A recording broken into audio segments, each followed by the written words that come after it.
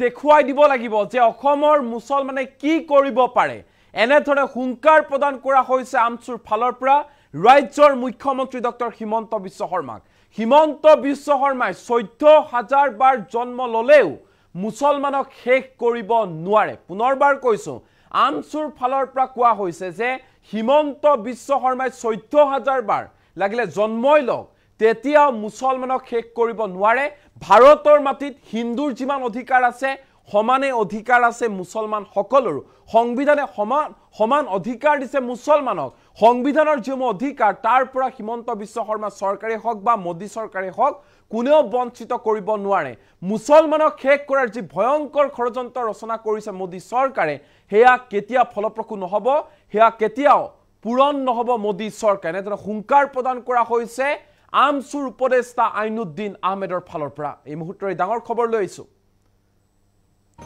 ১৪,০০০ বাৰ জন্ম হলেও মুছলমানক শেষ কৰিব নোৱাৰে হিমন্ত বিশ্ব শৰ্মাই ১৪,০০০ বাৰ জন্ম ললেও হিমন্ত বিশ্ব শৰ্মাই মুছলমানক শেষ কৰিব নোৱাৰে মুখ্যমন্ত্ৰীক দেখুৱাই দিব লাগিব অসমৰ মুছলমানে কি কৰিব পাৰে হিন্দু মুছলমানৰ ৰাজনীতি কৰি মুছলমানক শেষ কৰিব বিচাৰিছে হিমন্ত বিশ্ব শৰ্মাই ৰাজনৈতিক জীৱন ত্যাগ কৰিব লাগে হিমন্ত বিশ্ব শৰ্মাই ৰাজনৈতিক জীৱন ত্যাগ কৰাটো প্ৰয়োজন হিমন্ত বিশ্ব শৰ্মাৰ মুখ্যমন্ত্ৰীৰ আসনখনৰ গুণ গৰিমা সকলো নষ্ট কৰি পেলাইছে হিমন্ত বিশ্ব শৰ্মাই ওয়াকফ আইন আনি ভাৰতৰ মুছলমানক ধ্বংস কৰিব বিচাৰিছে মোদী চৰকাৰে ভাৰতৰ কোটি কোটি মুছলিম নাগৰিকক দ্বিতীয় শ্ৰেণীৰ নাগৰিক হিচাপে গণ্য কৰিব বিচাৰিছে দ্বিতীয় শ্ৰেণীৰ নাগৰিক বুলি তেওঁলোকে ভাবে ওয়াকফ বিধেয়কৰে মুছলমানৰ অধিকাৰ খৰ্ব কৰিব বিচাৰিছে বিজেপিয়ে ভাৰত আমাৰ ভূমি ইয়াত খাও পিন্ধু হেয়া আমাৰ কথা আমাৰে সমানে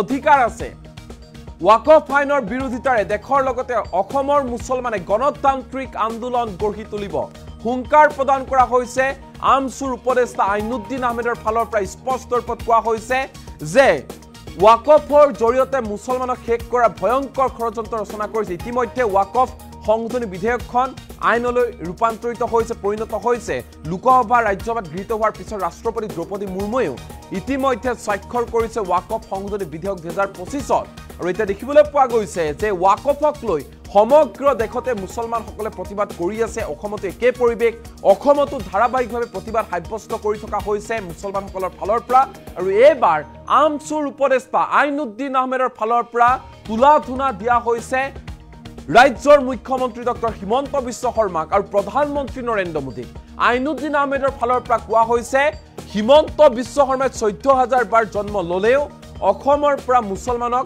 খেদিব নোৱাৰে বা মুছলমানক শেষ কৰিব নোৱাৰে মুছলমান আছিল মুছলমান আছে আৰু মুছলমান থাকিবই হিমন্ত বিশ্ব শৰ্মাক দেখুৱাই দিব লাগিব যে অসমৰ মুছলমানে কি কৰিব পাৰে কোনটো পৰ্যায়ত যাব পাৰে সকলো দেখুৱাই দিয়া হবে এনেধৰণে হুংকাৰ প্ৰদান কৰা হৈছে আমচুৰ ফালৰ পৰা আনহাতে ওয়াকফৰ বিৰুদ্ধে প্ৰতিবাদ হৈ থাকিব আন্দোলন হৈ থাকিব বুলি ঘোষণা কৰা হৈছে আমি কোনো কাৰণতে ওয়াকফখন মানি নলওঁ যদিও বা আইনলৈ পৰিণত হৈছে কিন্তু ওয়াকফ আমি মানি নলওঁ ওয়াকফৰ জৰিয়তে ভয়ংকৰ ষড়যন্ত্ৰ ৰচিছে মোদী চৰকাৰে ভয়ংকৰ ষড়যন্ত্ৰ ৰচিছে কিন্তু আমি এতিয়া দেখুৱাই দিম যে আমি কি কৰিব পাৰো এনেধৰণে হুংকাৰ প্ৰদান কৰা হৈছে আমচুৰ ফালৰ পৰা হিন্দু মুছলমানৰ ৰাজনীতি কৰি মুছলমানক শেষ কৰিব বিচাৰিছে হিমন্ত বিশ্ব শৰ্মা ইয়াক কেতিয়াও গ্ৰহণযোগ্য নহয় তো মুখ্যমন্ত্ৰী এখনত আছে মুখ্যমন্ত্ৰী পদমৰ্যাদা ৰখাটো দৰকাৰ হিমন্ত বিশ্ব শৰ্মাৰ ৰাজনৈতিক জীৱন ত্যাগ কৰি দিয়ক অন্যথা হিমন্ত বিশ্ব শৰ্মাই কাৰণ মুখ্যমন্ত্ৰী এখনৰ গুণ গৰিমা নষ্ট কৰিছে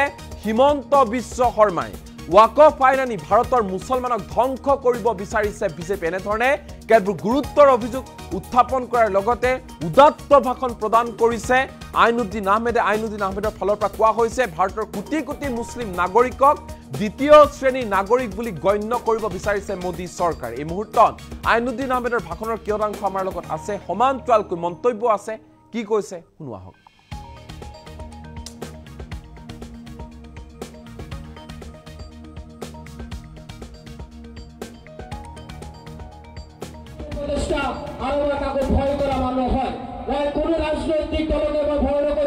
হিমন্ত বিশ্বৰ পৰা আৰম্ভ কৰি কংগ্ৰেছ দলৰ পৰা আৰম্ভ কৰি বদৰুদ্দিন আজমলকে আৰম্ভ কৰি অসমত বসবাস কৰা অসমত থকা প্ৰতিটো ৰাজনৈতিক দলকে মই চোকা ভাষাৰে সমালোচনা কৰা ব্যক্তি আৰু মই এটা কথা স্পষ্টভাৱে কওঁ অসমৰ সংখ্যালঘু জনগণ যদি ৰাজনৈতিকভাৱে পৰিপক্ক হয় যদি অসমৰ সংখ্যালঘু জনগণে শিক্ষিত হিচাপে পৰিপক্ক হয় তেতিয়া অনাগত দিনত সংখ্যালঘু জনগণৰ মূল সমস্যা কেতিয়াও সমস্যা হৈ নাথাকে তাৰ দুটা কথা মই আপোনালোকক উল্লেখ কৰিব বিচাৰিছো যে আজি অসমৰ সংখ্যালঘু জনগণে যদি ভাবে যে অনাগত দিনত আমালোকৰ জীৱনৰ পৰিৱৰ্তন হ'ব লাগে তেতিয়াহ'লে আহিবলগীয়া পঞ্চায়ত নিৰ্বাচনত ভোটটো দিয়াৰ বাহিৰে এই যে জিন্দাবাদ আৰু মুৰ্দাবাদ দিয়াৰ যিটো স্বভাৱ এই জিন্দাবাদ আৰু মুৰ্দাবাদ দি ৰাজনৈতিক দলৰ নেতাৰ পিছে পিছে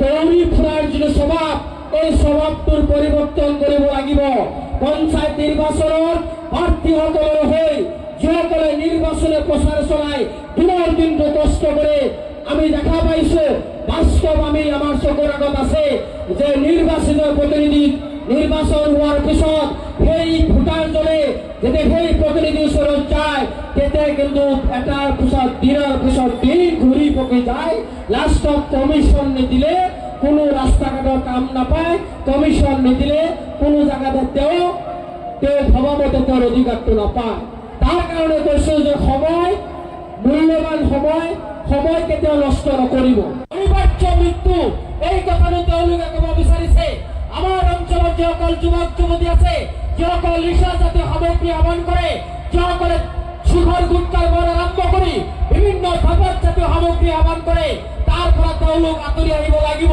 তাৰ কাৰণে তেওঁলোকে আজি এই অনুষ্ঠানটো আয়োজন কৰি আজি বিভিন্ন মানুহক মাতি আনি আপোনালোকৰ আগতে এই কথাবিলাক ব্যক্ত কৰিব বিচাৰিছে আজি আমাৰ অঞ্চলত আমি দেখা পাওঁ আজি এণ্ড্ৰইড মোবাইলৰ প্ৰচলন এটা সভাত এটা জায়গাত যদি বহি থকা দেখা যায় 50 জন মানুহ থাকিলে 50 জনের হাতে এন্ড্রয়েড মোবাইল আর 50 জন একজন আনজনের লগত কোনো কথা বা কোনো ভাব বিনিময় নকৰে সকলে মোবাইলত ব্যস্ত হৈ থাকে মোবাইল বিৰোধী নহয় মই এন্ড্ৰয়েড মোবাইল ব্যৱহাৰ কৰিব লাগে ইন্টাৰনেটৰ লগত সংযোগ হ'ব লাগে কিন্তু আমি দেখা পাওঁ আমাৰ যুৱক যুৱতীসকলে মোবাইলত ব্যস্ত থাকে অনলি এটা কাৰণত এই কাৰণটো হৈছে অশ্লীল ভিডিঅ' অশ্লীল নৃত্য আৰু কিছু বাংলাদেশৰ আমদানিকৃত বাংলা সংস্কৃতিৰ কিছু ভাদাম্য সদৃশ ভিডিঅ' চোৱাৰ কাৰণে আমাৰ যুৱক যুৱতীসকলে ব্যস্ত হৈ থাকে তেওঁলোকে কেতিয়াও ভাল চিনেমা নেদেখে তেওঁলোকে কেতিয়াও ভাল ভিডিঅ' নেদেখে আজিৰ সময়ত ইণ্টাৰনেটৰ যুগত গোটেই বিশ্বত কোনে কি কৰিছে সেই খবৰটো ৰাখিবলৈ তেওঁলোকৰ সময় নাই সৰু এটা 10 মিনিটৰ 20 মিনিটৰ ভিডিঅ'ত তেওঁলোকে মশগুল হৈ থাকে দিনৰ দিনটো মোবাইল টিপি ব্ৰেইনটো নোহোৱা হৈ গৈছে মেমৰিটো নোহোৱা হৈ গৈছে ছাত্ৰসকলক যদি কোৱা যায় আজি সেই ছাত্ৰসকলে ভালকে বিভিন্ন স্মৃতিমূলক যিবিলাক কথা সেই কথাবিলাক তেওঁলোকে ব্যক্ত কৰিব নোৱাৰে তাৰ কাৰণে আজিৰ উদ্যোক্তাসকলে এনেকুৱা ধৰণৰ এটা ধুনীয়া অনুষ্ঠান আপোনালোকৰ আগত দিব বিচাৰিছে কথা কিন্তু সবেই কৈ আছে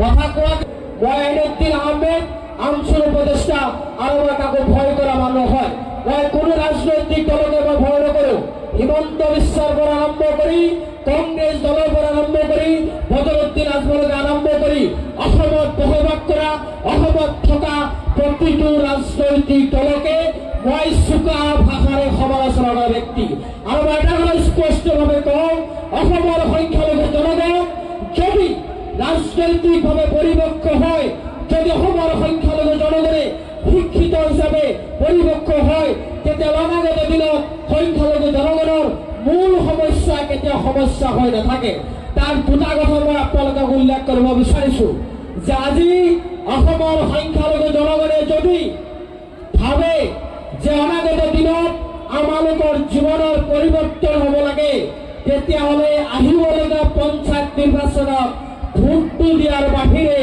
এই যে জিন্দাবাদ আৰু মুৰ্দাবাদ দিয়াৰ যিটো স্বভাৱ এই জিন্দাবাদ আৰু মুৰ্দাবাদ দি ৰাজনৈতিক দলৰ নেতাৰ পিছে পিছে দৌৰি ফুৰাৰ যিটো স্বভাৱ এই স্বভাৱটোৰ পৰিৱৰ্তন কৰিব লাগিব পঞ্চায়ত নিৰ্বাচনত প্ৰাৰ্থীসকলৰ হৈ যিসকলে নিৰ্বাচনী প্ৰচাৰ চলাই দিনৰ দিনটো কষ্ট কৰে আমি দেখা পাইছো বাস্তৱ আমি আমাৰ চকুৰ আগত আছে যে নিৰ্বাচিত প্ৰতিনিধি নিৰ্বাচন হোৱাৰ পিছত সেই ভোটাৰজনে যেতিয়া সেই প্ৰতিনিধিৰ ওচৰত যায় কিন্তু এটাৰ পিছত দিনৰ পিছত দিন ঘূৰি পকি যায়। লাষ্টত কমিশ্যন নিদিলে কোনো ৰাস্তা ঘাটৰ কাম নাপায়, কমিশ্যন নিদিলে কোনো জায়গাতে তেওঁ ভবামতে তেওঁৰ অধিকাৰটো নাপায়। তাৰ কাৰণে কৈছো যে সময় মূল্যৱান, সময় কেতিয়াও নষ্ট নকৰিব। অনিবাৰ্য মৃত্যু এই কথাটো তেওঁলোকে ক'ব বিচাৰিছে। আমাৰ অঞ্চলত যিসকল যুৱক যুৱতী আছে, যিসকল নিচা জাতীয় সামগ্ৰী সেৱন কৰে, যিসকলে শিখৰ গুটকাৰ পৰা আৰম্ভ কৰি বিভিন্ন ধপাত জাতীয় সামগ্ৰী সেৱন কৰে, তাৰ পৰা তেওঁলোক আঁতৰি আহিব লাগিব। তাৰ কাৰণে তেওঁলোকে আজি এই অনুষ্ঠানটো আয়োজন কৰি আজি বিভিন্ন মানুহক মাতি আনি আপোনালোকৰ আগতে এই কথাবিলাক ব্যক্ত কৰিব বিচাৰিছে। আজি আমাৰ অঞ্চলত আমি দেখা পাওঁ, আজি এণ্ড্ৰইড মোবাইলৰ প্ৰচলন। এটা সভাত এটা জায়গাত যদি বহি থকা দেখা যায়, 50 জন মানুহ থাকিলে 50 জনের হাতে এন্ড্রয়েড মোবাইল, আর 50 জন একজন আনজনের লগত কোনো কথা বা কোনো ভাব বিনিময় নকৰে, সকলে মোবাইলত ব্যস্ত হৈ থাকে। মোবাইল বিৰোধী নহয় মই, এন্ড্ৰয়েড মোবাইল ব্যৱহাৰ কৰিব লাগে, ইন্টাৰনেটৰ লগত সংযোগ হ'ব লাগে। কিন্তু আমি দেখা পাওঁ আমাৰ যুৱক যুৱতীসকলে মোবাইলত ব্যস্ত থাকে অনলি এটা কাৰণত। এই কাৰণটো হৈছে অশ্লীল ভিডিঅ', অশ্লীল নৃত্য আৰু কিছু বাংলাদেশৰ আমদানিকৃত বাংলা সংস্কৃতিৰ কিছু ভাদাম্য সদৃশ ভিডিঅ' চোৱাৰ কাৰণে আমাৰ যুৱক যুৱতীসকলে ব্যস্ত হৈ থাকে। তেওঁলোকে কেতিয়াও ভাল চিনেমা নেদেখে, তেওঁলোকে কেতিয়াও ভাল ভিডিঅ' নেদেখে। আজিৰ সময়ত ইণ্টাৰনেটৰ যুগত গোটেই বিশ্বত কোনে কি কৰিছে সেই খবৰটো ৰাখিবলৈ তেওঁলোকৰ সময় নাই। সৰু এটা 10 মিনিটৰ 20 মিনিটৰ ভিডিঅ'ত তেওঁলোকে মশগুল হৈ থাকে। দিনৰ দিনটো মোবাইল টিপি ব্ৰেইনটো নোহোৱা হৈ গৈছে, মেমৰিটো নোহোৱা হৈ গৈছে। ছাত্ৰসকলক যদি কোৱা যায়, আজি সেই ছাত্ৰসকলে ভালকে বিভিন্ন স্মৃতিমূলক যিবিলাক কথা, সেই কথাবিলাক তেওঁলোকে ব্যক্ত কৰিব নোৱাৰে। তাৰ কাৰণে আজিৰ উদ্যোক্তাসকলে এনেকুৱা ধৰণৰ এটা ধুনীয়া অনুষ্ঠান আপোনালোকৰ আগত দিব বিচাৰিছে। কথা কিন্তু চবেই কৈ আছে, কথা কোৱা আৰু তেখেতে ক্ষমতাৰ বলিয়ান হৈ এটাৰ পিছত এটাকে আবুল তাবুল বকা তেখেতে আৰম্ভ কৰিছে আৰু তেখেতৰ প্ৰতিটো ক্ষেত্ৰতে বিফলতা আমি দেখা পাইছোঁ। গতিকে ডক্টৰ হিমন্ত বিশ্ব শৰ্মা কি কৈছে কি কোৱা নাই সেইটো আমাৰ গুৰুত্ব দিয়াৰ কোনো প্ৰয়োজন নাই। আমি ভাবোঁ যে অসমৰ সংখ্যালঘু মুছলমানসকল বা সংখ্যালঘু জনগোষ্ঠীয়ে নিজকে সুশিক্ষাৰে শিক্ষিত কৰিব লাগে আৰু মানৱ সম্পদ হিচাপে গঢ় দি আমি doctor, engineer, IAS IPS officer হ'ব লাগে আৰু গুণী জ্ঞানী হ'ব লাগে। লগতে কিতাপৰ অধ্যয়ন কৰি হিমন্ত বিশ্ব শৰ্মাৰ নিচিনা ৰাজনৈতিকভাৱে হিটলাৰী যিসকল নেতা আছে তেওঁলোকক উচিত শিক্ষা আমি দিব লাগে। ডক্টৰ হিমন্ত বিশ্ব শৰ্মা 14,000 বছৰো জন্ম লাভ কৰিলে হিমন্ত বিশ্ব শৰ্মাৰ নিচিনা ব্যক্তিয়ে বা এই ধৰণৰ সাম্প্ৰদায়িক ব্যক্তিয়ে সংখ্যালঘু মুছলমানসকলক কেতিয়াও নিষেধ কৰিব নোৱাৰে। হিন্দু মুছলমানৰ ৰাজনীতি কৰিব বিচাৰিছে। গতিকে আমি আপোনালোকৰ জৰিয়তে মুখ্যমন্ত্ৰী ডাঙৰীয়াক ক'ব বিচাৰিছোঁ, আপোনাৰ মানসিক ভাৰসাম্য হেৰুৱাই পেলাইছে। আপুনি ৰাজনৈতিক জীৱন ত্যাগ কৰিব লাগে। মুখ্যমন্ত্ৰীৰ আসনৰ যি গুণ আৰু গৰিমা সেইটো আমি নষ্ট কৰিছে। গতিকে আপুনি অচিৰে পদত্যাগ কৰিব লাগে, এইটোৱে ক'ম আমি আপোনালোকৰ। বিজেপি চৰকাৰ হৈছে তেওঁলোকৰ হিডেন এজেণ্ডা পূৰণ কৰিব পাৰে। তেওঁলোকে RSSৰ আদৰ্শৰ দ্বাৰা পৰিচালিত এটা ৰাজনৈতিক দল আৰু RSSৰ আদৰ্শই হৈছে হিন্দু ৰাষ্ট্ৰ গঠন কৰা, হিন্দু ধৰ্মক প্ৰতিষ্ঠা কৰা। আৰু তাৰ কাৰণে আজি ৱাকাফ বিল যি সংশোধনী বিল আনিলে, এই বিলটো আনি ভাৰতবৰ্ষৰ মুছলমানক তেখেতে নিষেধ কৰিব বিচাৰিছে, ভাৰতবৰ্ষৰ মুছলিম জনগণক তেখেতসকলে দ্বিতীয় শ্ৰেণীৰ নাগৰিক হিচাপে গণ্য কৰিব বিচাৰিছে। আৰু তাৰ কাৰণে ৱাকাফ বিল আনি মুছলমান জনগণৰ সমস্ত অধিকাৰৰ পৰা তেওঁলোকক খৰ্ব কৰিব বিচাৰিছে আৰু নিজৰ যিটো অধিকাৰ আছে চাওক আপোনালোকে এটা কথা মনত ৰাখিব যে মোৰ ভূমি ইয়াত খাম নে পিন্ধিম নে কি কৰিম এইটো মোৰ কথা, এইটোতো চৰকাৰে নিৰ্ধাৰণ কৰিব নোৱাৰে। ৱাকাফ সম্পত্তি সম্পূৰ্ণ মুছলমানৰ সম্পত্তি। এই সম্পত্তি তেওঁলোকে হস্তগত কৰিব বিচৰাটো এইটো মানে হাস্যকৰ কথা আৰু এইটো ৰাজনৈতিক ষড়যন্ত্ৰ। আমি ভাবোঁ যে ইয়াৰ কাৰণে ভাৰতবৰ্ষৰ মুছলমান ৰাইজ আৰু অসমৰ মুছলমান ৰাইজে ৰাজপথলৈ ওলাই গণতান্ত্ৰিকভাৱে প্ৰতিবাদ সাব্যস্ত কৰিব। গতিকে মুখ্যমন্ত্ৰী ডাঙৰীয়া এটাৰ পিছত এটাকে মুছলমান জনগোষ্ঠীৰ যিমান লিডাৰ, যিমান ব্যক্তি টাৰ্গেট হৈ আছে সেই ব্যক্তিসকলক তেখেতে গ্ৰেপ্তাৰ কৰাৰ এটা ষড়যন্ত্ৰ আৰম্ভ কৰিছে। আমি সেইকাৰণে আপোনালোকৰ জৰিয়তে ক'ব বিচাৰিছোঁ, মুখ্যমন্ত্ৰী ডাঙৰীয়া মানসিকভাৱে ৰাজনৈতিকভাৱে ভাৰসাম্য হেৰুৱাই পেলাইছে। গতিকে মুখ্যমন্ত্ৰী গাদীৰ পৰা পদত্যাগ কৰা উচিত আৰু এই কথাবিলাক অসমৰ সুদী সমাজে চিন্তা কৰা উচিত আৰু অনাগত দিনত বিজেপিক উৎখাত কৰিবৰ কাৰণে সম্পূৰ্ণৰূপে প্ৰস্তুত হোৱাটো উচিত। আৰু তেখেতে ক্ষমতাৰ বলিয়ান হৈ এটাৰ পিছত এটাকে আবুল তাবুল বকা তেখেতে আৰম্ভ কৰিছে আৰু তেখেতৰ প্ৰতিটো ক্ষেত্ৰতে বিফলতা আমি দেখা পাইছোঁ। গতিকে ডক্টৰ হিমন্ত বিশ্ব শৰ্মা কি কৈছে কি কোৱা নাই সেইটো আমাৰ গুৰুত্ব দিয়াৰ কোনো প্ৰয়োজন নাই। আমি ভাবোঁ যে অসমৰ সংখ্যালঘু মুছলমানসকল বা সংখ্যালঘু জনগোষ্ঠীয়ে নিজকে সুশিক্ষাৰে শিক্ষিত কৰিব লাগে আৰু মানৱ সম্পদ হিচাপে গঢ় দি আমি doctor, engineer IAS IPS officer হ'ব লাগে আৰু গুণী জ্ঞানী হ'ব লাগে লগতে কিতাপৰ অধ্যয়ন কৰি হিমন্ত বিশ্ব শৰ্মাৰ নিচিনা ৰাজনৈতিকভাৱে হিটলাৰী যিসকল নেতা আছে তেওঁলোকক উচিত শিক্ষা আমি দিব লাগে। হিমন্ত বিশ্ব শৰ্মা 14,000 বছৰো জন্ম লাভ কৰিলে হিমন্ত বিশ্ব শৰ্মাৰ নিচিনা ব্যক্তিয়ে বা এই ধৰণৰ সাম্প্ৰদায়িক ব্যক্তিয়ে সংখ্যালঘু মুছলমানসকলক কেতিয়াও নিষেধ কৰিব নোৱাৰে। হিন্দু মুছলমানৰ ৰাজনীতি কৰিব বিচাৰিছে। গতিকে আমি আপোনালোকৰ জৰিয়তে মুখ্যমন্ত্ৰী ডাঙৰীয়াক ক'ব বিচাৰিছোঁ, আপোনাৰ মানসিক ভাৰসাম্য হেৰুৱাই পেলাইছে। আপুনি ৰাজনৈতিক জীৱন ত্যাগ কৰিব লাগে। মুখ্যমন্ত্ৰীৰ আসনৰ যি গুণ আৰু গৰিমা সেইটো আপুনি নষ্ট কৰিছে।